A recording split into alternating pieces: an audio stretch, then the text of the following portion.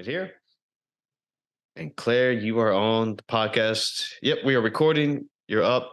How's it going? How you feeling? Welcome. I think you're my first one of 2023, to be honest with you. Thanks for Oh, being all here. right. Thank you. Yeah, I know. It crept up on us. It's like, wow, here we are.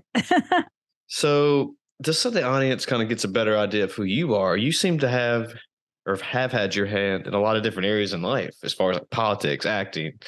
Yeah. You got your own podcast. I mean, you want to explain a little bit how this came about? Maybe a little bit brief background about yourself, or go from there. Yeah, sure.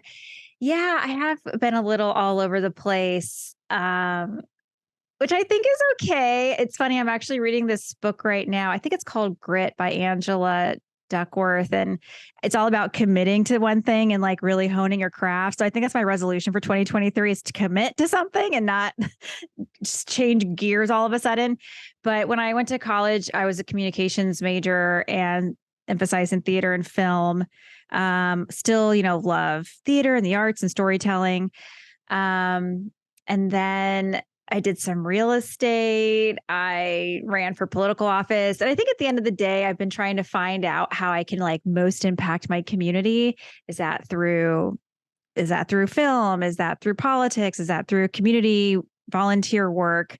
And I'm still trying to figure out like what's best suited for me. But I think that's the through line with everything is having an impact, having a voice, making a good impression on people. And right now, I'm finding that through the podcast. And our podcast, Go Behind the Ballot, is all about demystifying Texas politics and educating people. Because when I ran for office, I discovered how people don't really understand, like they kind of understand politics, but not the, just like the complexities of it. And I wanted to help make that a little more accessible to people and myself. Well, all right. Hopefully, I remember that last thing you just said, but I want to go back to the book you were just reading about grit. And basically what you said was that you should focus on one thing in life rather than several different factors and try to be good at all. Yeah. Yeah. This researcher, she discovered, how we'll see like Olympians, like Olympic swimmers, or these people who really thrive in the military. Like at the beginning of the book, they talk about how they have cadets who will go to West Point, and on paper, you would think they would all pass that like basic training, that like hell week or whatever it is. And yet there's some who just like can't hack it, can't just like persevere through the real tough times.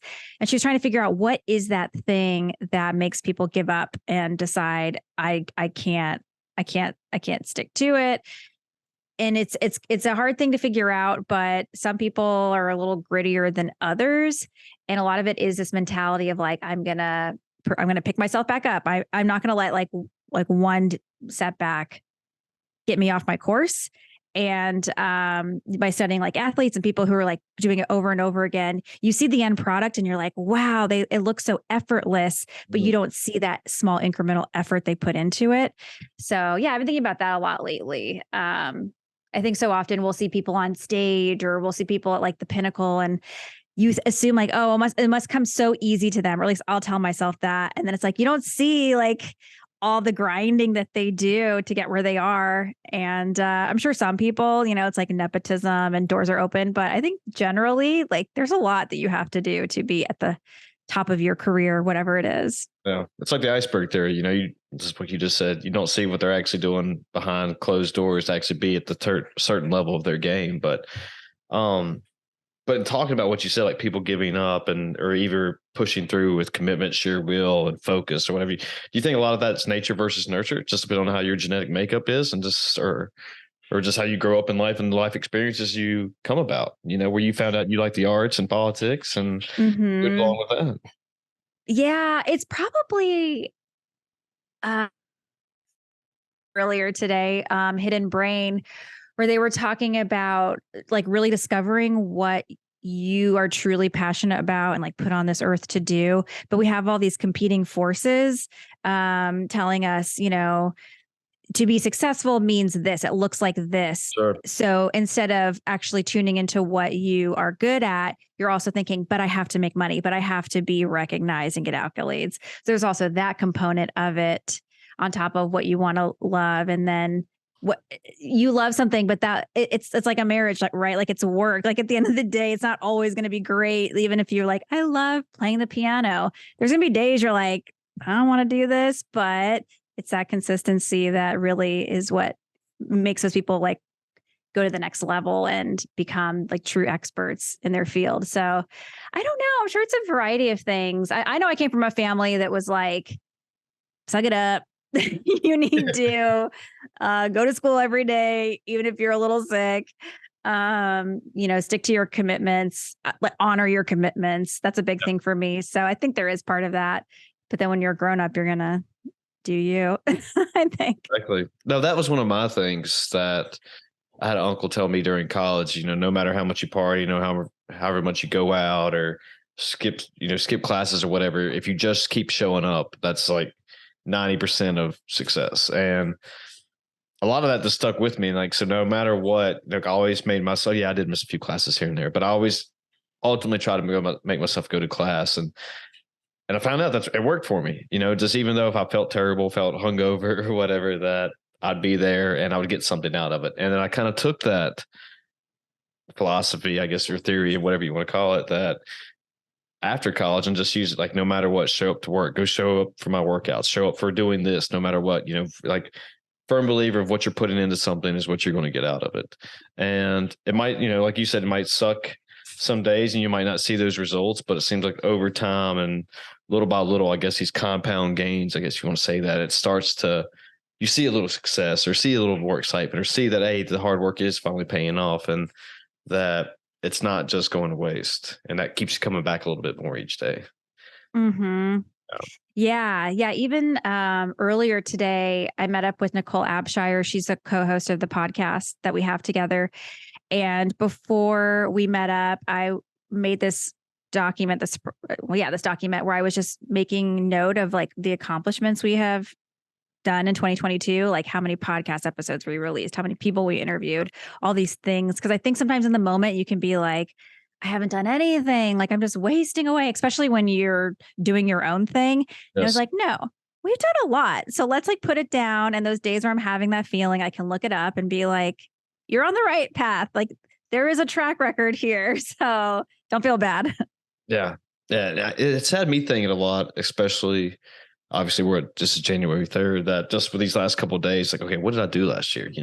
And I'm not one of those guys that needs to have a New Year's resolution goal. Just if I want to do something, let's go out and do it, whether it be June or August or whatever. It just makes more sense to me that way, just rather than start now than to say, no, I'll start next Monday or I'll start 3 months from now. But I guess it's been a lot of reflection on me with, what I've been doing throughout my life and this podcast and the conversations I've had and the things I've learned. And it's like, what have I gotten from everything? And just like kind of what you were saying, that's like, I've, the networking, the lessons I've learned, the other alternate ways of thinking about, even politics that we'll jump into here in a little bit, that it's like, hey, this does make sense. And this is not all just going away. It's kind of like what I said earlier, that it's just that it broadens my horizons and keeps me less rigid, I guess is what I'm trying to say.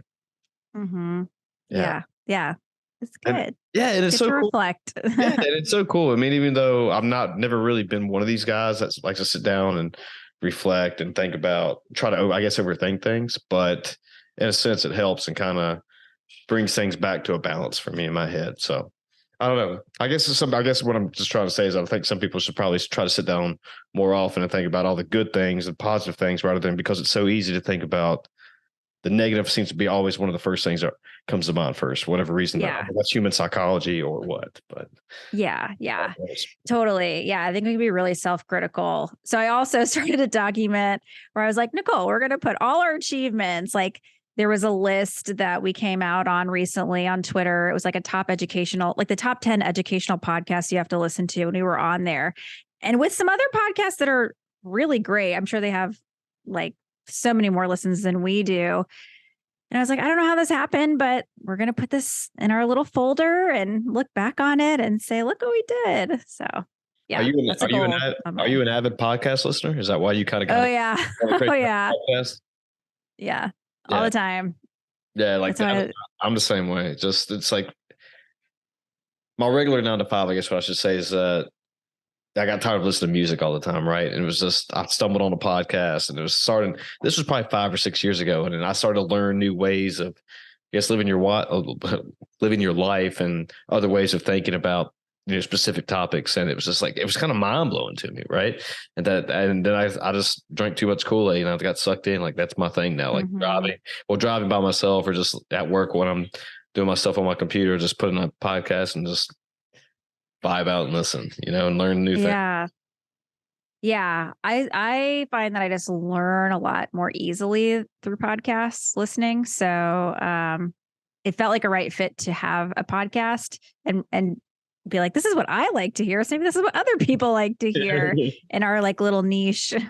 Yeah. Well, all right. So, and talking about your podcast though, and let's kind of segue this into that, and you actually ran for House District, right? And that's kind of hmm was that kind of the motivation too, like you said earlier, like wanting to kind of bring more knowledge to people about politics rather than just what they're getting from the mainstream media. Yeah, yeah. So it was almost a year ago that I put my name on the ballot for House District 51 here in Texas. So that area, it's like Southeast Austin, Southeast Travis County. Okay. And it was one of those things where I like went to different training courses for how to run for office, thinking like, I'm going to tuck this away and maybe one day run when my kids are grown and I have my life together. And I don't know. But then the man who was the representative, who'd been the representative for 20 years, decided to run for Congress. So it created an open seat, and people who are like, no politics, say if you're going to run, it's really advantageous to run in an open seat because incumbents are hard to beat. People have been there forever. So I was like, you know what? What the hell? Like, I'm going to put my hat in the ring. It was going to be a short-ish race because I was trying to be the Democratic nominee, and the Democrat always wins this district. So if I won the primary, I was going to basically be the rep.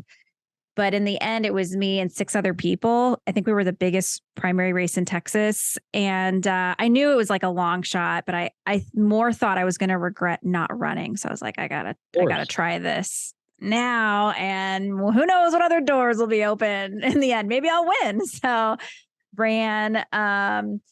I ended up coming in fourth. So, I mean, not bad considering like what I was up against, and that it was basically me like running my own little show. And then through that experience, I was like, whoa, this is what it looks like on the other side. This is weird. I feel like not a lot of people really understand what it means to be a candidate. And why it's important to have like normal people in office. Cause I don't know if you know or your listeners know, but at least here in Texas, the typical mold of our legislators at the Capitol, Texas Capitol, are old white men who are rich and attorneys. So, like, not me at all. Like, I'm a mom. I'm not that old. I'm 37. I have 2 little boys. My mom is Mexican. So I was like, hey, like maybe if I run, people will be encouraged to see a candidate like them and potentially an elected official, because they don't represent like the population. Texas is very diverse. So from running, I was like initially thinking I wanted to write a book about the experience, how to be like a super grassroots candidate, and to encourage people to run. Like if you don't win, you should still run. If you like, okay, let me back up. Okay. You never know if you're going to win or lose. So don't assume you're going to lose. Like you always have a chance. Doesn't matter. But if you don't win, there's other things you're going to quote, win along the way. Like I said, like opportunities, you're going to get a spotlight. You're going to be able to utilize that opportunity for something. So just I wanted to encourage people like just run. But then I was like, wait a minute, you can't just put a book out into the world. You have to have an audience. And then I was like, oh, well, then I'll do a podcast and that'll build the audience for this imaginary book, which actually I've started, but it's for another day. Okay. And then the podcast initially I thought was going to be about candidates who had lost and highlight their stories. But then with Nicole, we decided that we should probably back up and educate people on how politics actually works. So that's the angle we've taken and where the focus has been. So right now, our whole mission is to help just teach people what these different big issues are about, like public education and elections and the culture wars and all that. There's so much that we're just trying to help give a nice foundational knowledge on. Yeah. I mean, when you start I mean, it can't be considered a hot topic, but a topic like politics, it's so deep that it's almost a never ending rabbit hole where you can take it, as far Yeah. as, let's talk, you said education, culture. Uh, I don't know what I don't even know what it's really like in Austin, but just even like with buildings, they're being zoned in and out, and Yep. well, I don't really sit on the city council, but um, part of my job, I have to do all the technology for where I live at for our city council, where they go have their meetings and people come in and do debates and they discuss what's good for the city and what's not good for the city.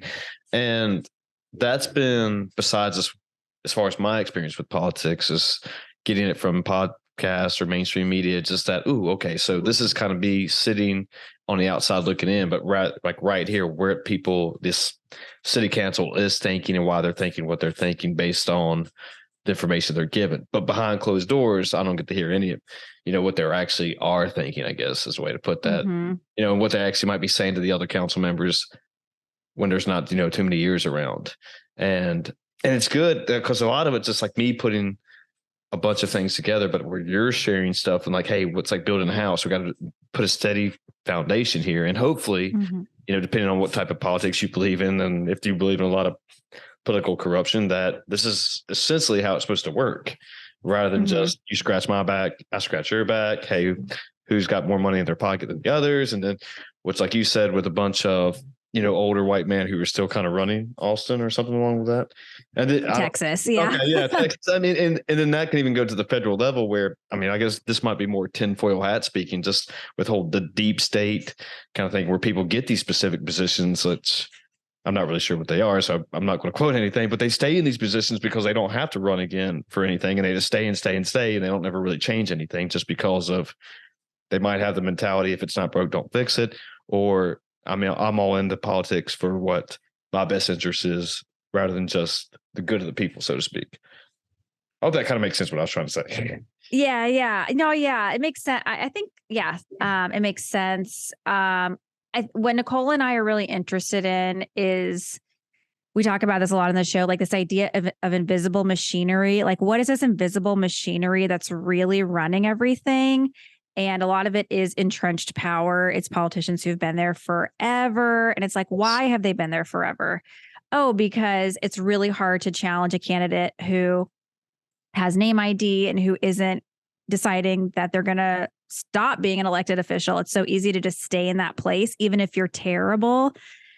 People they like the devil that they know, really. So it's just so hard to mount a challenge against them because you need money, you need name ID, you have to have a lot of privilege to run. Because like here in Texas, our state representatives meet every other year for 140 days, and they only make like $7,200 a year. So you're not going to make your income from being a state representative. You have to have your own career, or you have to, like in my case, I was really fortunate. My husband his income would cover all of our expenses, but like that really limits who can even be a representative. And it's like, what system is this? I thought representatives were supposed to like represent the people, but it only represents certain people because only certain people can run.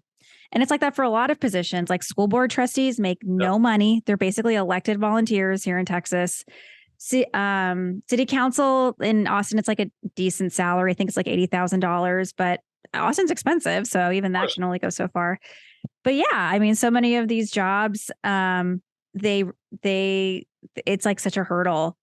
And then like the other thing that's a big deal is like, we don't have a lot of women that run for office because we are raising our families, or we're doing all these other things. We're putting other people in front. So again, you don't get all these voices in the room that I wish we could have. And that's because the system's designed this way. And it would be nice if it was changed. Are you going to see, in your opinion, and this, I don't have any facts or figures or statistics in front of me, but I randomly do hear stuff on, like I said, my podcast I listen to or whatever, but it seems like there is a trend, and maybe it's not a trend, but it's like I'm going to say a trend where more women are waiting to have children and families just because they're wanting to focus on higher careers and actually being more independent to themselves, where they can actually take on positions like you're talking about, rather than just saying, oh, wait, I can't because I have two kids. And who's going to watch the kids and whatever. Not saying that the husband shouldn't watch the kids or anything, but that's kind of based on what I've been hearing and reading in a vague since that's what we're seeing. I mean, do you think with this trend, I guess, that we're going to start seeing more women uh, becoming more involved in politics, especially with like, who's it? I can't even remember the one girl I know. So I think she was trying to run in Hawaii. Tulsi? Is that his name? Those running for president? No, not for president. Well, Tulsi Gabbard? No, Tulsi. Hold on, let me look it up. But she was, Okay. Gabbard, Tulsi Gabbard. She was a former United States representative, and I think she was trying to get on the ballot for president, but maybe she didn't get on. Yeah, I think she was a candidate There we for go. president. That's what I was Yeah. gonna say. But yeah, Yeah. it seems like she's kind of been a big influence, especially, you know, with Joe Rogan being in Austin. She was on his podcast, and I think a couple times, and just Oh. out there talking about, you know, her thoughts and views, and not that she was touched on what we're just talking about, but she made a lot of headway, I guess, is what I'm trying to say. Mm-hmm. Yeah. Yeah, I mean, it's interesting because, yeah, women are definitely waiting till later in their life to have kids. I think for me, and maybe this is kind of a phenomenon you're seeing as well. I want to say it was in 2018, a lot of women ran in the midterm elections and we saw more women elected to office. And I think it was a little bit of reaction to when Trump won the presidency, because everyone was like, he's not a politician. Like, what does this guy know? He's outside the mold. And that was attractive to a lot of people. But I think for myself, maybe some other women, we think I'm not there yet to where I'm ready to run. Like I need to do all these other things. I need to, I don't know, like be a staffer, like become an attorney. Like I had this list of all this stuff I had to do. And then you see someone like Trump win and you're like, wait a minute, that's actually thrown out the window. Like this guy doesn't really have the qualifications we imagine you have to have. And I know I really care a lot about my community and I can figure this stuff out because I'm a smart, competent person. So I'm not going to disqualify myself. I'm going to self-nominate and see where it takes me. Yeah. Well, I mean, and taking on something like this, I mean, this is just something I've been, like I told you, been doing a lot of reflection lately, but you know, it's easy to compare yourself to others, which is very what Roosevelt said, a thief of joy, right? And so that when you start to do that, notice that you start to be compared to candidate A versus B versus C, and they have a lawyer background, and plus I've already done a couple staffing stuff, like you said, and did an internship in the White House. You start to compare yourself to them, and like, oh wait, I can't do this just because how do I add myself up to what they have going on, and you immediately shut yourself down.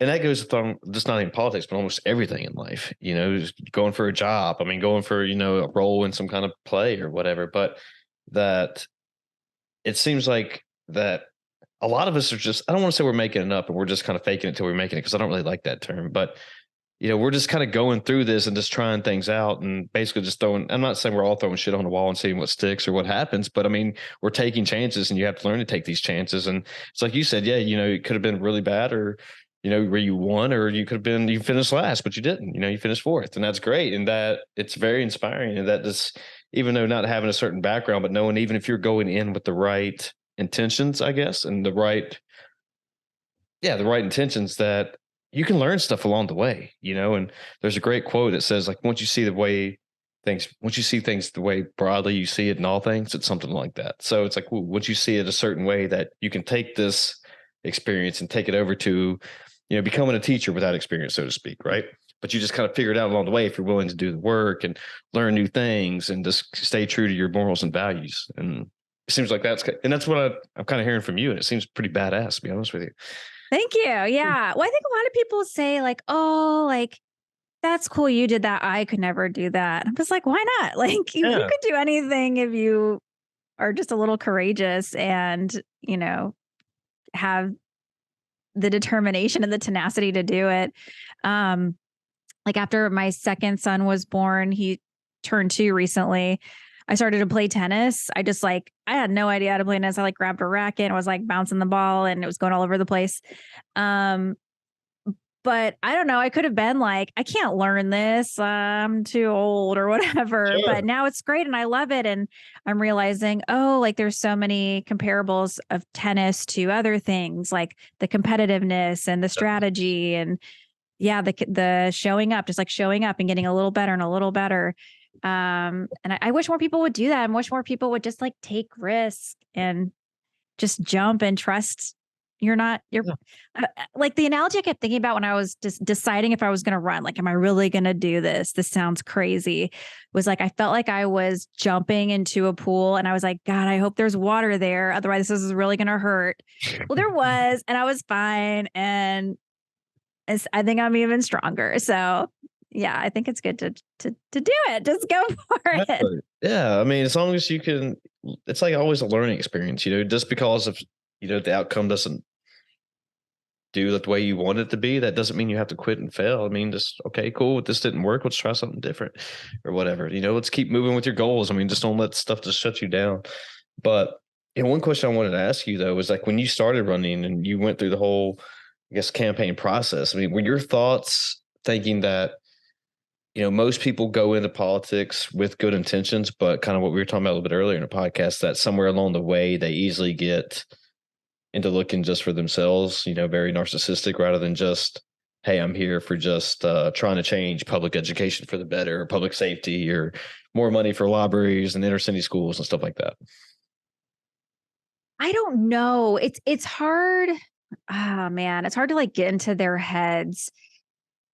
I mean, I realized how much work it was to run and the work I imagine it takes to actually win. Cause like the woman who did end up winning our race, she had run 2 or 3 times previously. So when this opportunity rolled around, she had all her ducks in a row. Like she won fair and square. She put in the work, she raised the money, she did what she had to do. And I respect all of that.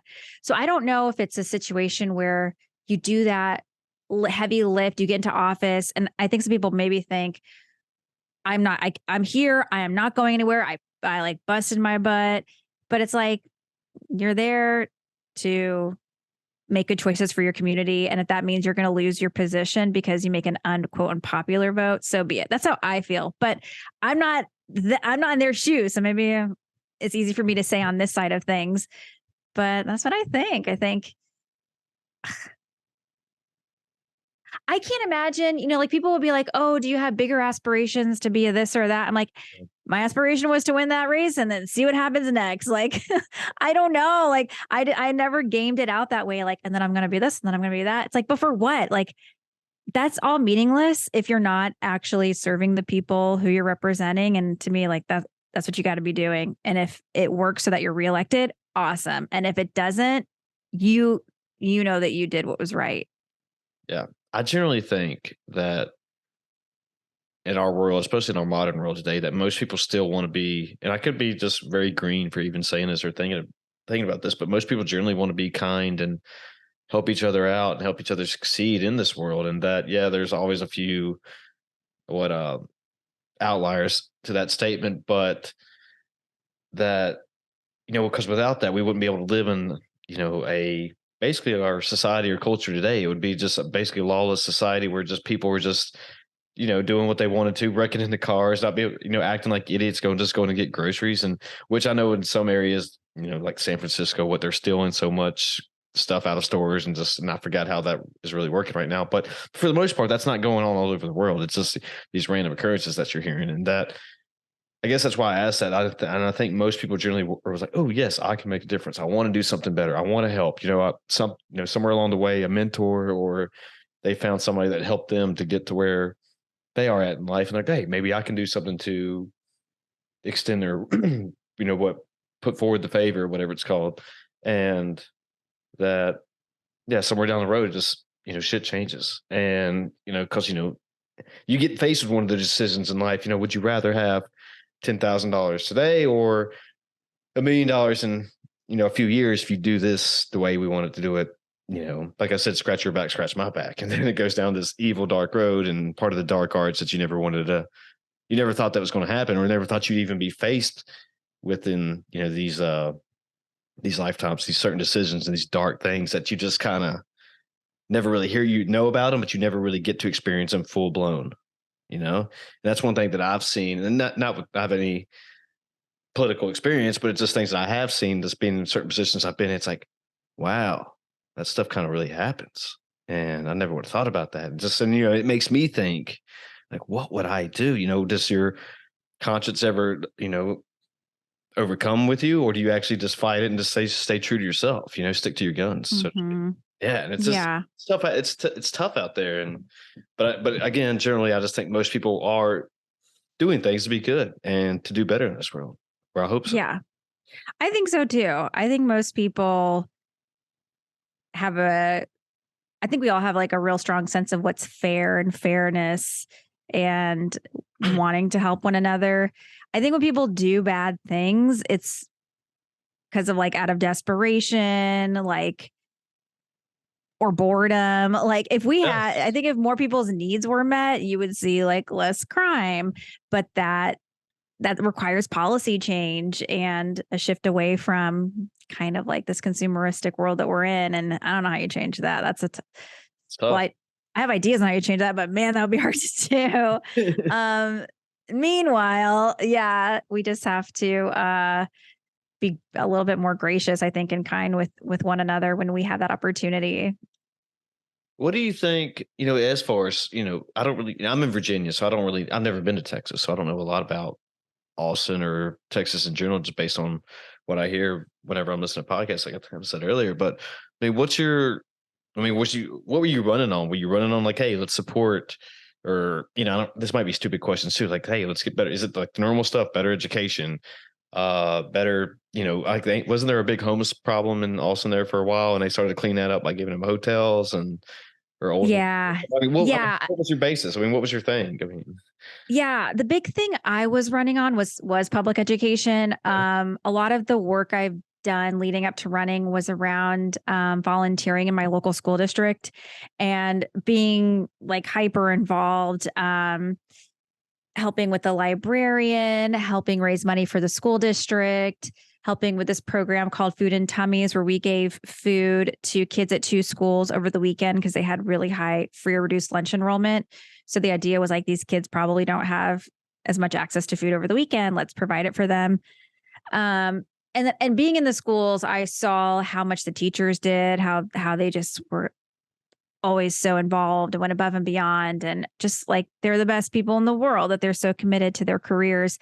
And yet in Texas there's been a big attack on teachers, and I don't know, just saying that they are indoctrinating our children, and we need to start banning books, and parents need to have more rights and control over curriculum, and just what felt like crazy stuff.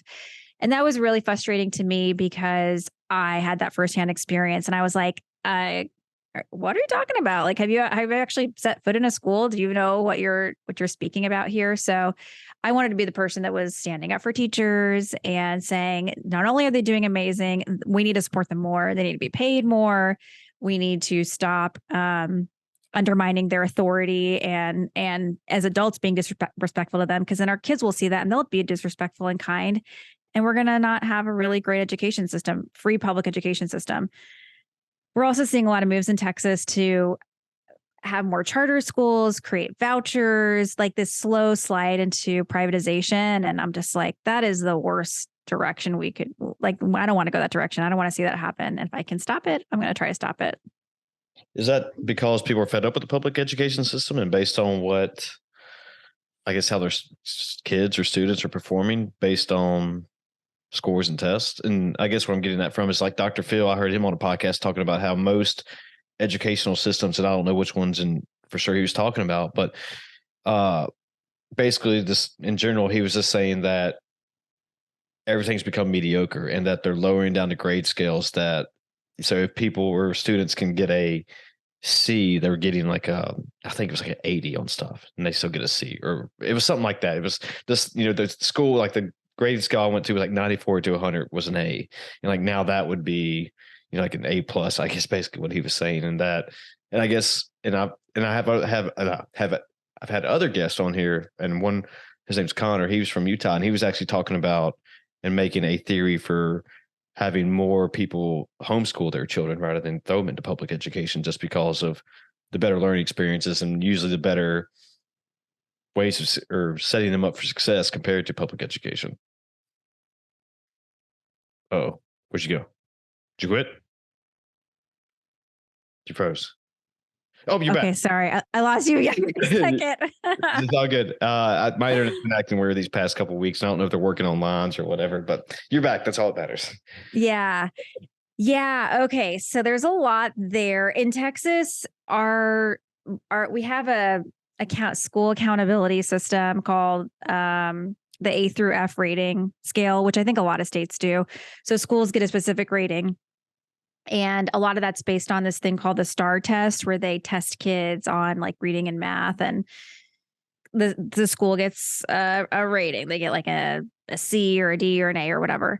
Um, but when you really like dig into the data, some journalists have hypothesized that what these testing systems are telling us, not so much about how kids are performing, but which schools are in wealthy areas and which aren't in wealthy areas, because you have a lot of teaching to the test. And they're really testing how good these kids are at taking tests, not so much at their comprehensive knowledge. Hmm. The other thing I think that we have to keep in mind is that schools are doing so much more than just ABCs and 1, 2, 3s. Like in some of these areas, they're like providing healthcare for kids and vaccine clinics, and they're having to take care of so much more the social emotional well-being of kids, that it's strange we're not putting more money into our public education system when they're doing all these extra things. And I don't know. I mean, you have to ask yourself, what is the purpose of public education? Like, is it to just teach kids this core subjects, or is it to make them good members of society, to help them understand how our government system works and participate in our democracy? Homeschooling, it's a completely different idea of what you think education is for. And if you want to make your kid very proficient in STEM or whatever it is, you can probably do that because it's so one-on-one. But when you're in a public school, you have so many more opportunities for socialization, to be around different kids, to like develop that skill set. So it's really a different way. But I mean, that's where I think we're like, sometimes here in Texas, we'll hear parental choice.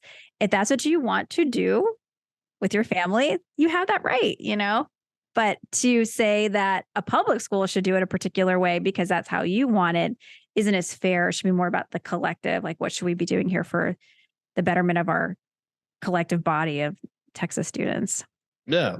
Yeah. I can agree with that statement and I don't have any kids. I'm just single guy. I have 2 dogs back here, but I don't know if you saw Yeah. it. But anyway, but it just makes me wonder, just because I was one of those guys that went through public education and was told that, obviously the more education you get, go to college, get a master's degree, blah, blah, blah, you'll be, successful in all things in life and, be able to run the world, I guess, to a certain extent. But that was back, I'm a young 36 years old, but that now it's just wondering if it is the modern world where people are getting more educational value through YouTube and podcasts and actually teaching students to how to think rather than what to think. And I wonder if that's where, and I'm not knocking public education by any means, because, it did me pretty well. And I picked up a lot of my social skills, I guess, from it. And a lot of things and especially growing up in a very, very rural farm area that I would never would have gotten if I would have not went to public school.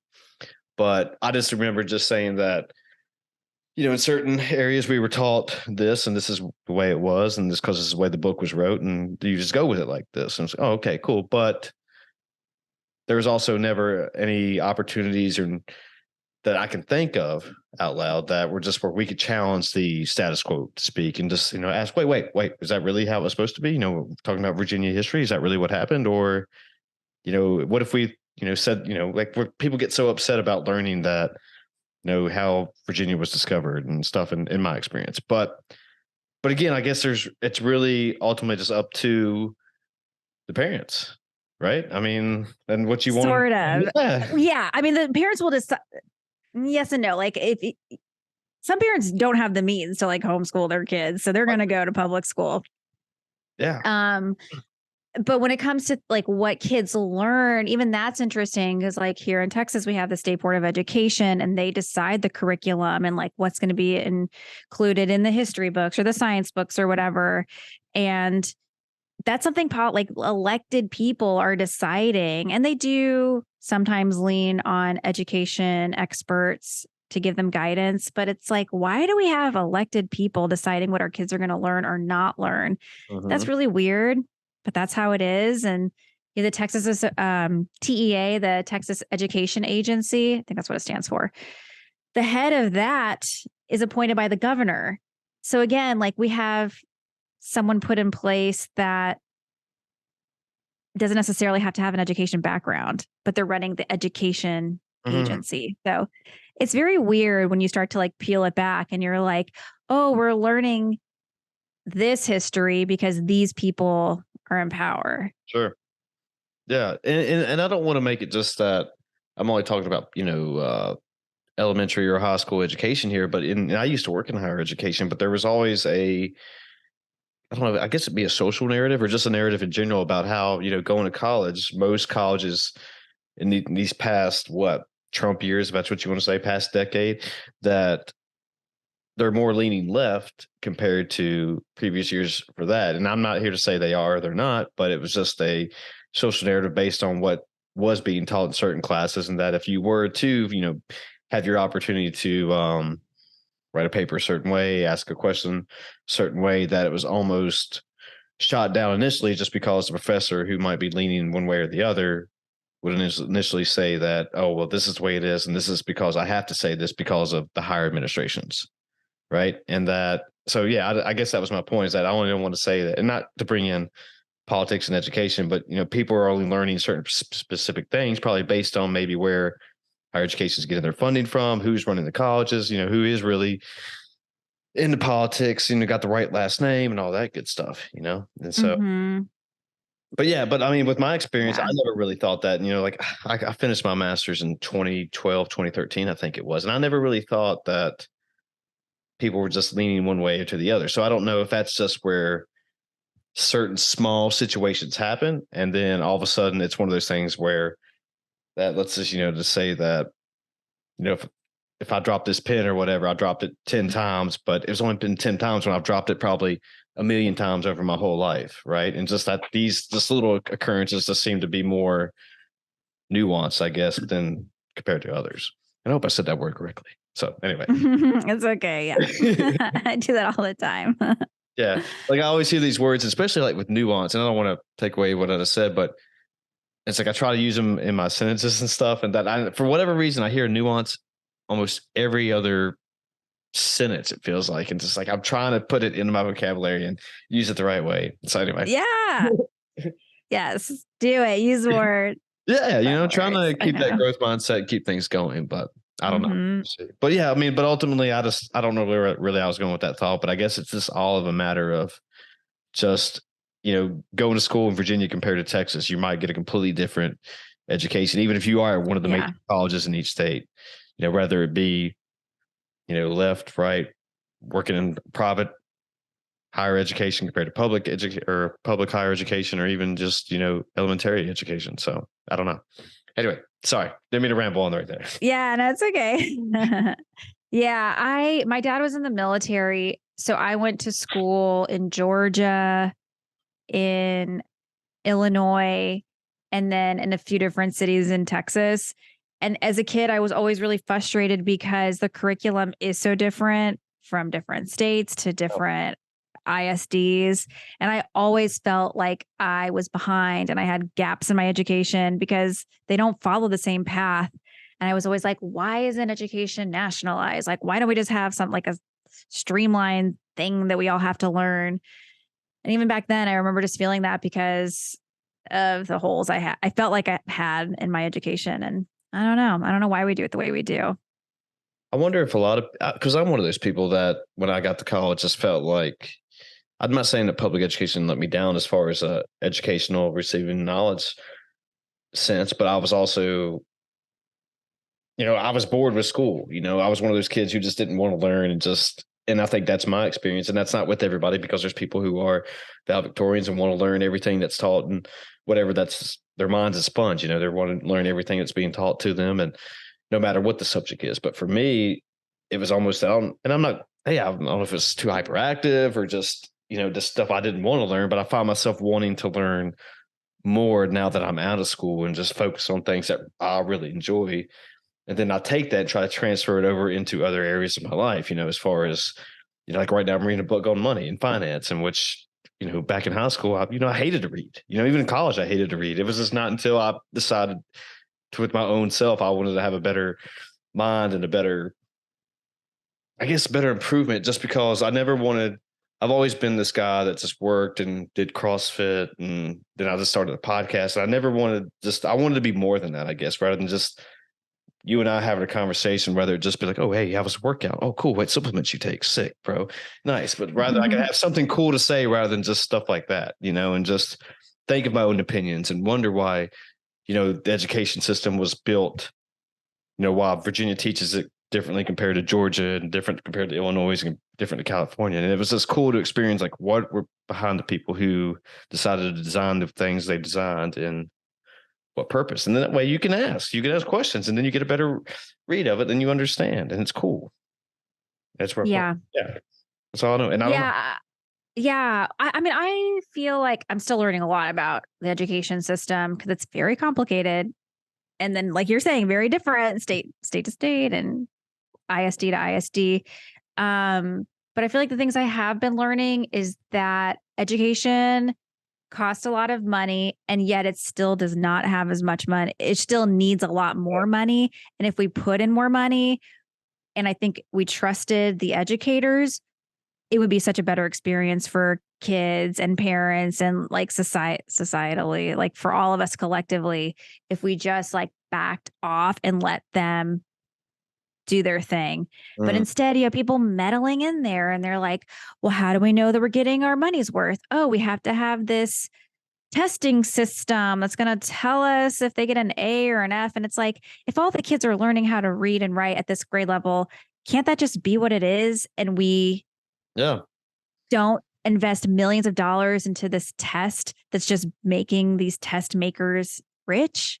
And I was one of those kids, I just hated taking tests. And even if, I don't know if it was test anxiety or just try to be I guess a rebel to an extent. If I got a test, I just didn't want to do it. And I didn't care if I was going to get an A or B or C. I just immediately would just be shut down and just decide that this is stupid. Why am I doing this? And when I did PE for my bachelor's degree in college, and, we had to take certain, I guess they're called practices all over the nation, I guess, but we had to take these practices in order to prove that we actually know what we're talking about, as far as just, hey, I took a test. Okay, now I'm certified.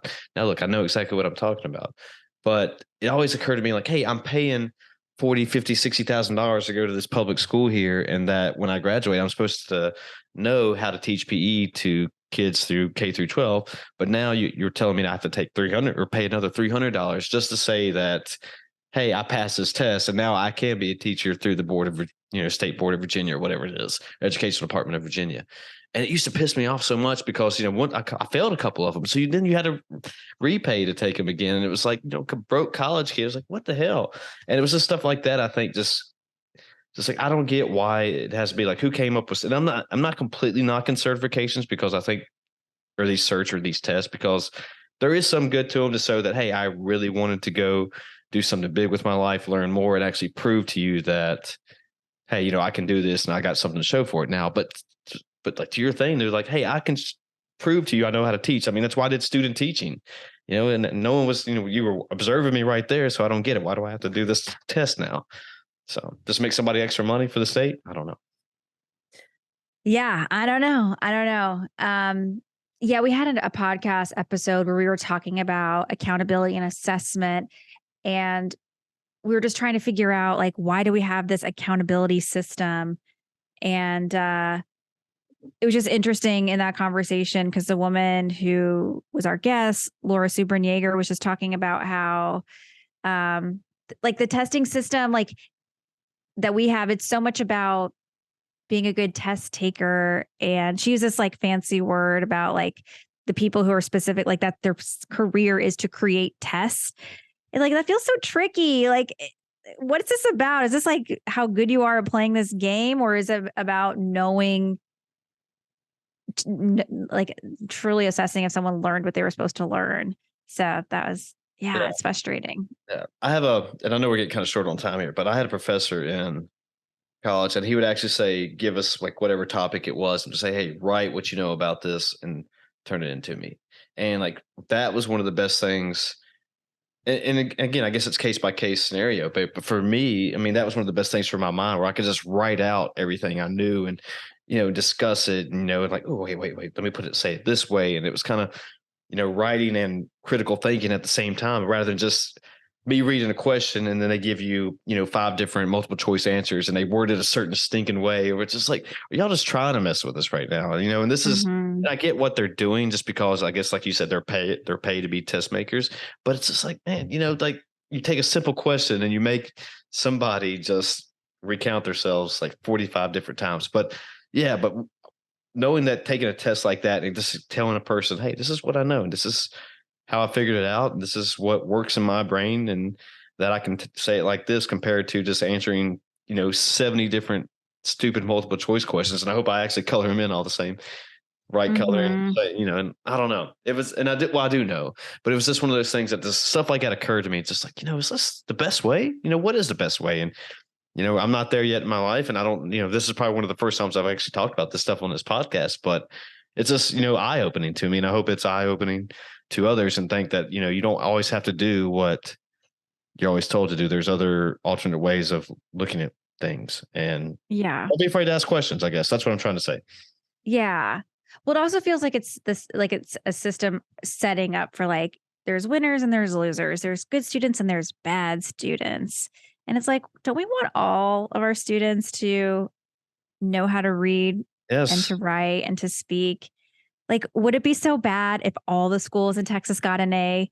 And I feel like to some people, they'd be like, yeah, that'd be terrible. We have to rate. We have to have the best and we have to have the worst.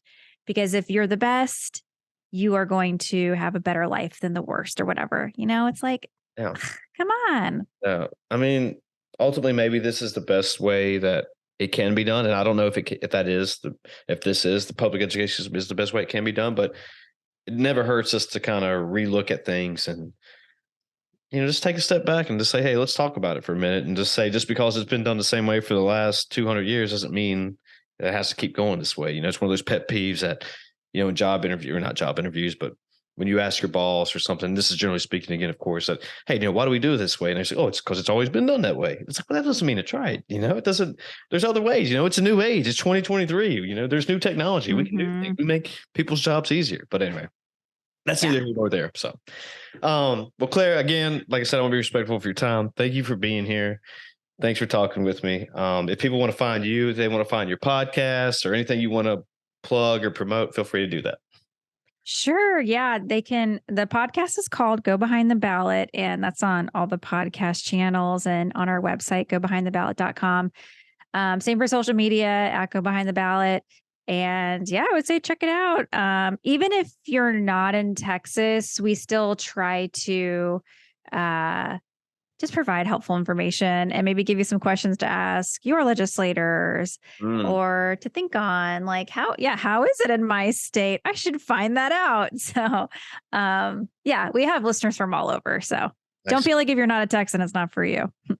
Well, thanks for doing this. Thanks for being here again. And anything else you want to say or leave listeners with or anything like that? Probably just be brave. And I'm going to take my own advice. We can all be brave together for our 2023 resolution.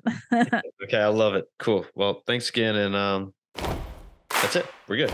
I'm done. All right, sounds good. Bye, everybody. We're out of here. Bye.